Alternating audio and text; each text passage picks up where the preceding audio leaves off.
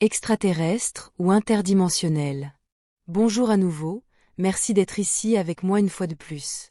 J'espère que vous allez très bien aujourd'hui. C'est Marie. Bonjour, bienvenue sur ma chaîne. Ces informations peuvent être considérées comme de la science-fiction, ou comme le spectateur le voit le mieux, et je les publie à des fins de divertissement uniquement. Cependant, je prends mes informations très au sérieux, et pour quiconque a des yeux pour voir. J'écris ceci le matin du 16 octobre 2024.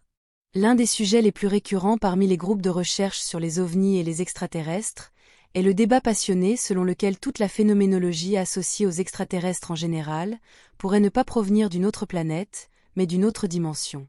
Ce débat est également très populaire au sein de la communauté de la Terre plate, car il sert leurs intérêts en validant leur vision aplatie du monde.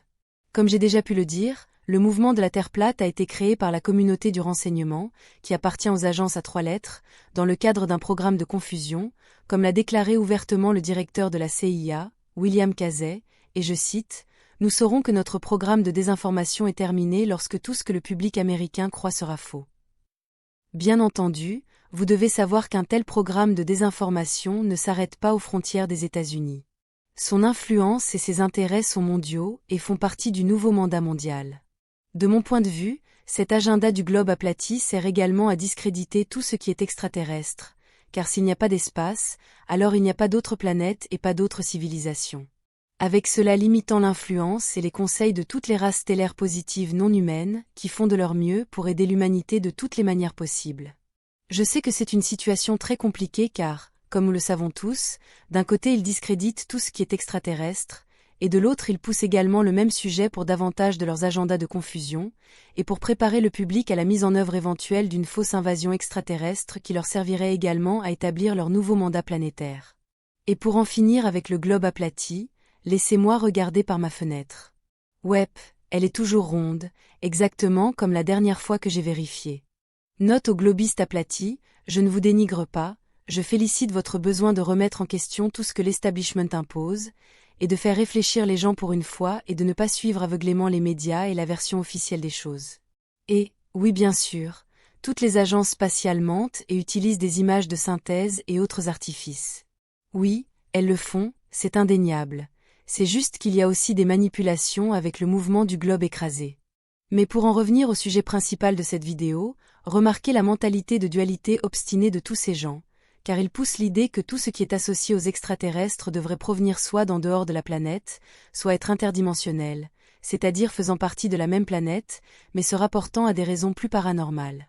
C'est toujours l'un ou l'autre avec ces gens, du moins c'est ce que je ressens, comme s'ils étaient incapables de voir que toute cette phénoménologie peut être à la fois extraterrestre et interdimensionnelle. Mais comment les extraterrestres voient-ils ce sujet? Pour les Tégétiens, parmi d'innombrables autres races stellaires, il n'y a pas de densité ni de dimension, car ce sont des concepts purement humains. D'après ce que je vois et comprends, il n'y a pas non plus de domaine existentiel, car tout ce qui est considéré comme la réalité n'est que le résultat des fortes croyances et de l'attachement à ces idées de chaque être doté d'une âme. Ou ce que chaque âme sensible expérimente comme son monde extérieur, n'est que le reflet direct de ce que cet être sensible est, il n'y a donc pas de monde extérieur, puisqu'il n'est que le produit de ce que nous avons appris précédemment, de ce que nous en faisons, de notre interprétation et de notre perception. Comme je l'ai déjà dit, la seule chose qui pourrait définir un domaine existentiel sont les accords de perception et d'interprétation entre deux ou plusieurs âmes, où elles décident de faire l'expérience de la réalité plus ou moins de la même manière, car ces âmes sont unies par leurs idées similaires, mais jamais identiques.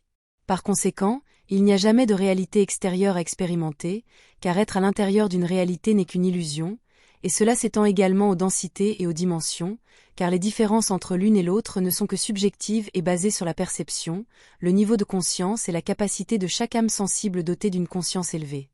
Cela signifie que ce sont les créatures dotées d'une âme qui décident de ce qu'est un domaine existentiel, et cela vaut aussi bien pour les réalités individuelles que pour celles créées par une communauté d'individus aux vues similaires partageant plus ou moins la même perception et les mêmes idées. Il n'y a donc aucun moyen de définir une densité, car cela dépendrait uniquement de la plage de perception et de la capacité de prise de conscience de chaque conscience.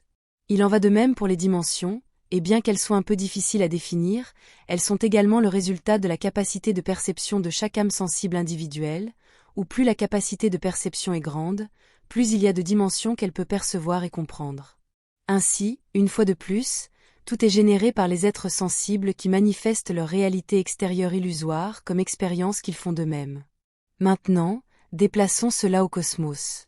Il existe là-bas des milliards et des milliards d'étoiles et de planètes, dont la plupart au moins abritent la vie, puisque la vie est la norme dans l'univers, et non l'exception. Certaines de ces formes de vie sont plus isolées que d'autres, y compris des créatures très intelligentes, dont beaucoup ont développé des structures sociales complexes et des civilisations, dont la plupart restent isolées de la communauté galactique générale, en particulier celles qui n'ont pas encore développé les voyages spatiaux. Il est parfaitement évident et logique de supposer que leur conscience et leur interprétation de la réalité diffèrent considérablement des nôtres et de celles du reste de la communauté galactique, qui est connectée et qui l'est depuis très longtemps grâce à des voyages spatiaux plus rapides que la lumière et à une technologie de communication muonique à grande vitesse et en temps réel. Cela signifierait que ces créatures isolées hautement conscientes ont créé leur réalité et vivent donc dans leur propre densité. Lorsque les accords de perception entre les créatures sensibles diffèrent suffisamment, alors elles seront effectivement dans une autre dimension et une autre densité. Si elles peuvent encore se remarquer l'une l'autre, c'est qu'il existe encore un ou autre point d'accord de perception où elles se rejoignent. Et bien sûr, tout cela est généré par les idées d'une conscience, d'une âme sensible, et ces idées sont des vibrations, donc toutes les densités et dimensions sont les résultats des vibrations qui les ont façonnées et générées. Avec tout cela, je peux facilement conclure que tous les extraterrestres sont également interdimensionnels. Bien que certains le soient plus que d'autres par rapport à la Terre, et par rapport à la conscience galactique moyenne, qui est le résultat des interactions entre toutes ces espèces, en utilisant de grandes organisations telles que la Fédération galactique, comme un pont et comme une méthode pour uniformiser et synchroniser la conscience de ses membres, en générant plus ou moins la même réalité perçue.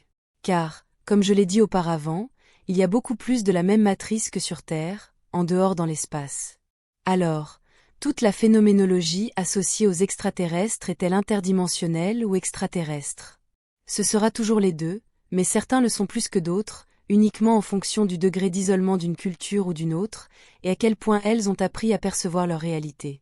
Mais nous devons également tenir compte du fait que je ne parle pas ici uniquement d'isolement physique, car même si elles sont séparées, si deux ou plusieurs de ces communautés appartiennent à la même espèce, comme les Lyriens par exemple, alors leur perception sera similaire, puisqu'elles partagent déjà le même corps de base, et elles généreront donc une réalité extérieure qui est également similaire les unes aux autres.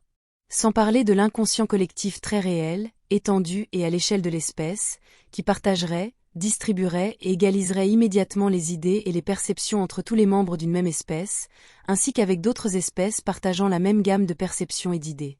Même entre nous, lorsque nous nous déplaçons dans un autre environnement physique, au sein de notre propre plage de perception et de conscience, nous commençons à nous déplacer dans une autre densité, simplement parce que notre interprétation de la réalité extérieure illusoire a changé, ce qui est facile à expérimenter avec les voyages spatiaux. Mais je suis sûr que chacun d'entre vous peut vivre une expérience similaire lorsqu'il passe d'une grande ville à un vaste désert paisible, par exemple. Encore une fois, c'est l'idée que vous êtes toujours dans le même royaume qui vous convainc que vous y êtes toujours, par exemple dans le monde matériel des vivants, mais ce n'est pas nécessairement le cas d'un point de vue plus large. Et puis il y a un autre aspect qui fait que tous ces extraterrestres sont interdimensionnels ou non, et c'est que presque tous ceux qui ont réussi à maîtriser les voyages spatiaux utilisent une technologie qui, par essence, déplace le vaisseau et son contenu à travers les densités et les dimensions. Ces derniers seraient donc aussi artificiellement interdimensionnels, du fait de l'utilisation de leur technologie de vaisseaux spatiaux plus rapides que la lumière. Et pour compliquer encore plus les choses, certaines créatures physiques peuvent sauter d'une dimension à l'autre, sans avoir besoin d'aucune technologie, en utilisant uniquement le pouvoir de l'esprit. Il y aura toujours un royaume existentiel pour chaque âme sensible. Il ne dépend que de vous et de vous seul de générer quelque chose d'horrible ou de beau. Ce sera tout pour aujourd'hui. Comme toujours, merci de regarder mes vidéos et de les liker, de les partager et de vous abonner pour en savoir plus. Cela aide beaucoup cette chaîne à se développer, et j'espère vous voir ici la prochaine fois. Avec beaucoup d'amour et de reconnaissance, votre amie, Marie Soie.